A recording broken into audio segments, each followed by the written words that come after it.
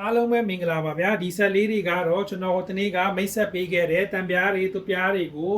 လွယ်ကူကူနဲ့မြန်ဆန်စက်ကူတွေစာရွက်တွေလိုဖြတ်နိုင်တဲ့ Tidio ရဲ့ Heavy Duty Electric Shear Cutter လုပ်ငန်းသုံးတံပြားဖြတ်တဲ့ဆက်ကလေးတွေပေါ့ဗျာဒီနေ့တော့ကျွန်တော်ကဒီဆက်နှစ်ခုရဲ့ကွာခြားချက်တွေကိုတင်ပြပေးခြင်းတယ်ပေါ့နော်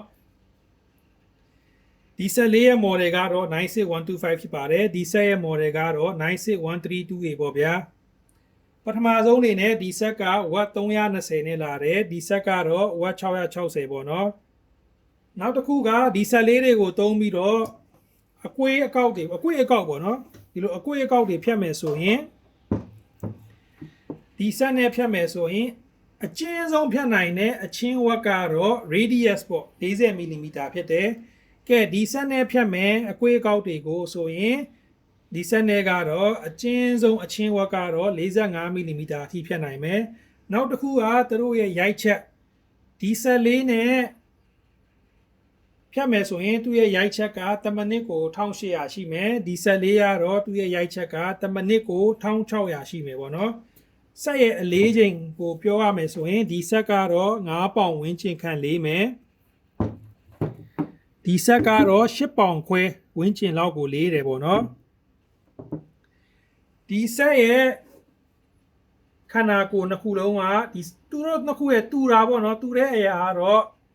ဒီဆက်ရဲ့ body ခန္ဓာကိုယ်က nylon body ဖြစ်တယ်သူလည်း nylon body ပဲနှစ်ခုလုံးရဲ့ခေါင်းတွေက aluminum ခေါင်းတွေအဲ့တော့အကျန်းခံတဲ့ nylon body နဲ့လုပ်ထားတော့ဒီဆက်နှစ်ခုလုံးကပြုတ်ကျတဲ့ဓာတ်ကိုကောင်းခံနိုင်တယ်ပေါ့ဗျာ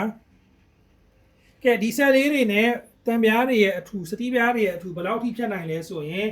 ဒီဆက်နဲ့ဖြတ်မယ်ဆိုရင်တံပြားတွေစတီးပြားအပြော့စားတွေဆိုရင် तू က 2.5 mm အထူထိဖြတ်နိုင်တယ်။ तू နဲ့ဖြတ်မယ်ဆိုရင်တော့ 3.2 mm အထူထိကိုဖြတ်နိုင်တယ်။အလဲလက်တန်းစားပေါ့နော်။အရန်လည်းမမာဘူးအရန်လည်းမပြော့တဲ့စတီးပြားတွေဆိုရင် तू ကတော့2 mm အထိဖြတ်နိုင်တယ်။ तू နဲ့ဖြတ်မယ်ဆိုရင်တော့ 2.5 mm အထိကိုဖြတ်နိုင်တယ်။အရန်မာတဲ့စတီးပြားတွေဆိုရင်တော့ तू ကတော့ 1.6 mm အထိဖြတ်နိုင်မယ်။ तू နဲ့ဖြတ်မယ်ဆိုရင်တော့2 mm အထိကိုကောင်းဖြတ်နိုင်တယ်။အလူမီနီယံပြားတွေဆိုရင်တော့ तू က 2.5 mm အထိရမယ်။ तू ကတော့4 mm အထိကိုရတယ်ပေါ့နော်။ဒီဆက်နှစ်ခုရဲ့ရနိုင်တဲ့အပိုပစ္စည်းတွေကတော့ပထမဆုံးနေနဲ့မော်တာရနိုင်မယ်ဆက်နှစ်ခုလုံးမှာသုံးထားတဲ့မော်တာက G.66 မော်တာဖြစ်တယ်နောက်တစ်ခုက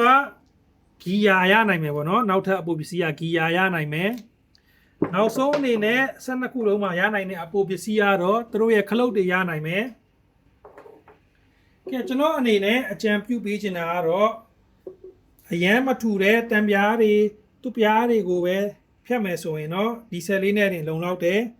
ထူတဲ့ဟာတွေဖြတ်ချင်တယ်ဆိုရင်တော့ဒီဆက်ကိုသုံးပါသူကရုံးအားပိုကောင်းတယ်ဘာဖြစ်လဲဆိုတော့ဒီမော်တာကိုကြည့်လိုက်ရုံနဲ့တင်သူကမော်တာပိုကြီးတယ်သူကမော်တာလေးပိုတေးတယ်ဝက်လည်းပိုများတော့သူနဲ့ဖြတ်ပါအထူတွေဖြတ်မယ်ဆိုရင်ပုံမှန်အားဖြင့်အပားတွေပဲဖြတ်တယ်ပေါ့နော်ဆိုရင်တော့သူနဲ့တင်လုံလောက်ပါတယ်နောက်ဆုံးအနေနဲ့ပြောပြခြင်းတဲ့အားတာချက်ကတော့ဒီဆက်မှာမပါဘူးဒါပေမဲ့ဒီ 96132A မှာပါတာကတော့ဒီဟာလေးဖြစ်ပါတယ်ဒီဘက်မှာပါတာလေးပေါ့နော်ဒါလေးကဘာလဲဆိုတော့ဒီအောက်ကဟာကနည်းနည်းပိုကျင်းနေအပေါ်ကပိုထူတယ်ပေါ့နော်ကဲစတီးပြားအပြော့တွေတံပြားတွေက3.2 mm ကိုသူတိုင်းမိတာပေါ့နော်ကဲစတီးပြားတွေတံပြားအပြော့တွေကဒီထဲထည့်လိုက်ဒီထဲဝင်နေဆိုရင်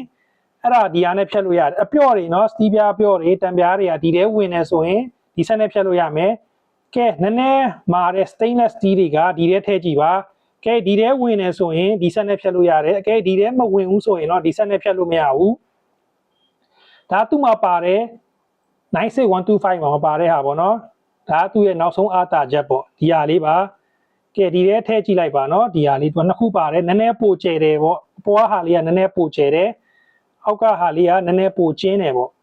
အကန့်လေးပုံစံပေါ့ဗျာဒီအပေါ်ဟာတော့ကျွန်တော်ပြန်ပြောမယ်စတီးပြားအပြော့တွေတံပြားတွေအတွက်အောက်ကဟာတော့ stainless steel တွေတက်ပေါ့နော်ဟုတ်ကဲ့ဒီနေ့တော့ဒီလောက်ပါပဲကျေးဇူးတင်ပါတယ်ဗျာ